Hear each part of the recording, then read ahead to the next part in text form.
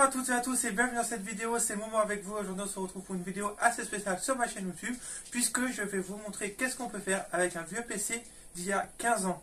Et je vais également vous montrer les composants qui sont présents dedans. Donc pour cette vidéo, on peut dire merci à notre caméraman Phileni. Salut! Voilà, et bah tu peux montrer le PC, l'avant. On va faire un bon time-lapse, comme ça, on va tourner. Vas-y. Attention, Roxy! Oui, ma belle. Voilà. Donc là maintenant je vais vous montrer les pièces qui sont dans le PC. Donc comme on peut voir, c'est une configuration assez ancienne hein, parce qu'il a 15 ans. Donc ici on a l'alimentation. Là en dessous on a le ventilateur et le processeur, mais malheureusement je ne peux pas l'enlever. Ensuite ici on a toutes les pièces qui sont reliées ici pour les tout ce qui est lecteur disquette, lecteur CD. Et là c'est le bouton power en dessous. Et là derrière nous avons un switch ou une manivelle en fait pour pouvoir mettre des composants en plus ici. Ici nous avons la mémoire RAM. Et là nous avons là en dessous un disque dur. Donc on peut enlever le truc ici je crois pour pouvoir le voir. Mais là je le ferai pas en vidéo parce que c'est assez dur à faire. Et ici nous avons ce qui s'appelle un câble IDE, tous les câbles d'alimentation et un haut-parleur là en dessous. Donc de ce côté là nous avons tout ce qui sert à l'alimentation et l'alimentation principale qui est ici où on va mettre le trèfle. Ensuite ici nous avons une prise souris, une prise clavier, des ports USB, donc il y en a deux. Là il y a un port série, là il y a un port, je sais pas comment ça s'appelle ce port là, je suis désolé. Il y a le même en haut. Ici on a un port VGA, un port Ethernet, encore deux ports USB. Ici on a un... Alors ça c'est quoi? Ça je sais pas, je saurais pas vous dire parce que bah, c'est une ancienne configuration hein, comme je vous ai dit. Ici on a une prise pour tout ce qui est son, donc les périphériques audio. Ici on a une prise micro. Et bah voilà, on a à peu près fait le tour. Donc là je vais le fermer et on se retrouve sur la télé pour installer un autre système. Donc maintenant la machine est branchée. Donc on se retrouve dessus où je vais mettre le CD. Donc le CD c'est ça.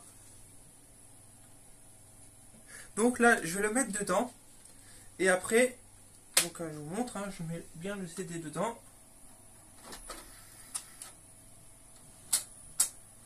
Voilà.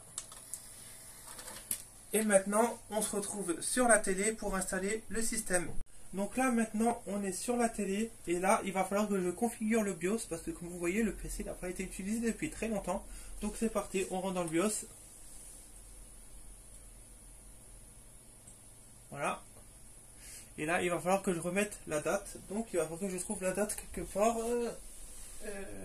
Est-ce que j'ai un téléphone? Donc là on met la date.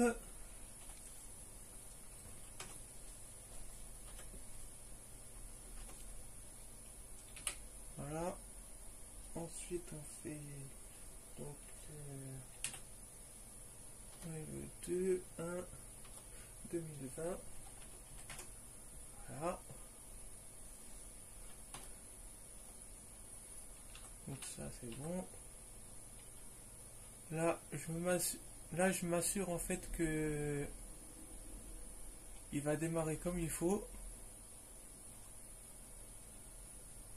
Alors c'est périphérique configuration, c'est bien ça.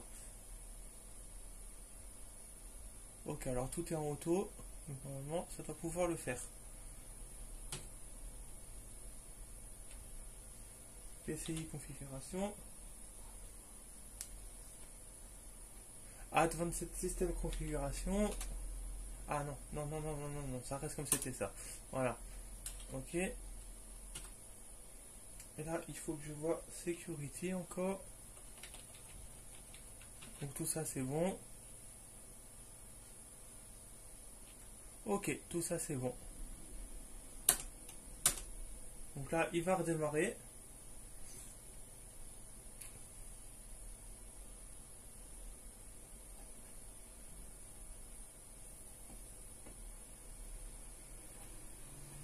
Et voilà, il démarre sur Slitas. Donc c'est le système qu'on va mettre dedans. Et là maintenant il faut que je vois français.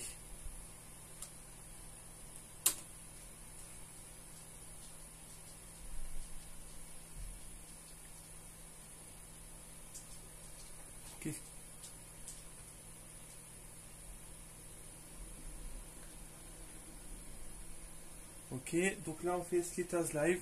Voilà, il l'a fait tout seul.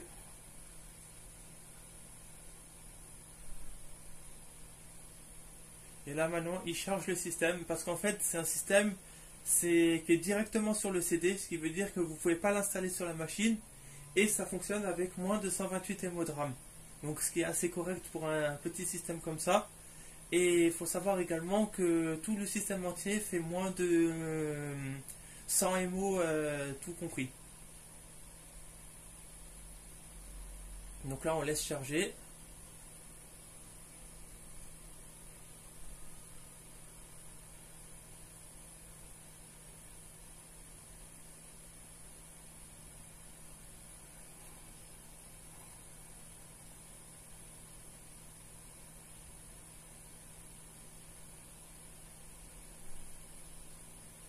Donc là ça continue de charger, tout est en vert, donc il va pas tarder à aller dans le bureau.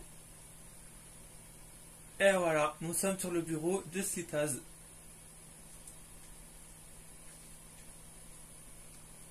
Donc là, on va essayer de vous montrer un peu tout ce qu'il y a dedans, si c'est possible.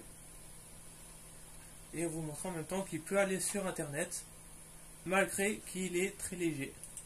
Donc application, donc on va vous montrer internet directement, comme ça c'est fait. Et regardez, navigateur. Hop.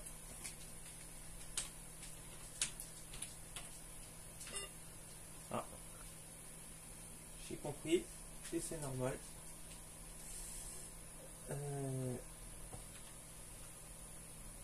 On va faire le Google tout simplement, parce qu'il ne va pas faire autrement.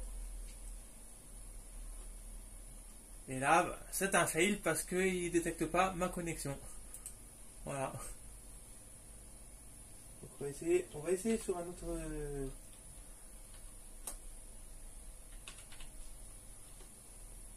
Voilà, ça y est, vous voyez, il est sur Google. Et là, à partir de là, on peut faire n'importe quelle recherche. Hein, par exemple...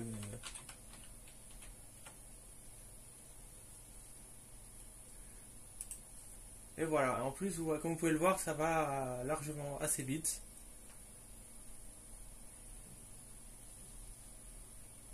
Et voilà, on est chargé dessus. Donc pour ceux qui veulent le système là, franchement, je le recommande.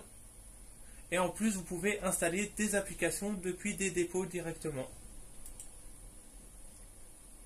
Mais là, je ne vous le fais pas en vidéo parce que ça serait vraiment trop compliqué. Et ça serait une vidéo qui durerait 1 heure. Donc là, on a des applications telles que la capture d'écran, calculatrice scientifique, éditeur nano, feuille de calcul, gravé CD-DVD, terminal distant, visionneuse VNC. On a de la bureautique où on peut faire des PDF, on peut à peu près tout faire. Là, on a des dépôts, on a des terminaux. Là, on a de la documentation, on a les manuels. Là, on a des logiciels pour faire du graphisme. Donc là, c'est Internet, hein, je vous ai montré. Là, on a des jeux dedans, donc on a le Sudoku et les échecs. Là, on a tout ce qu'il faut pour lire des DVD, pour lire de la musique. Là, on a les outils système. Donc là, on a des terminals, on a tout. Et là, on a tout ce qui est des préférences. Donc paramètres de la session, paramètres de l'écran, paramètres du bureau. Enfin, tous les paramètres que vous voulez. Et là, on a exécuté. Donc ça doit être, à mon avis, pour exécuter des programmes .deb, donc Linux, quoi, hein, des Debian. Et là, pour l'éteindre, tout simplement. Donc, on a la corbeille, document. Donc, si je l'ouvre, voilà, ça donne ça. Donc, voilà, ça sera tout pour cette vidéo. J'espère que ça vous aura plu. On peut remercier Phileni pour avoir filmé. Et puis bah voilà, c'est à peu près tout. Si ça vous a plu, n'hésitez pas à laisser un pouce bleu, un commentaire et à vous abonner. Et on se retrouve très bientôt. Allez, bye bye les amis. Tchuss!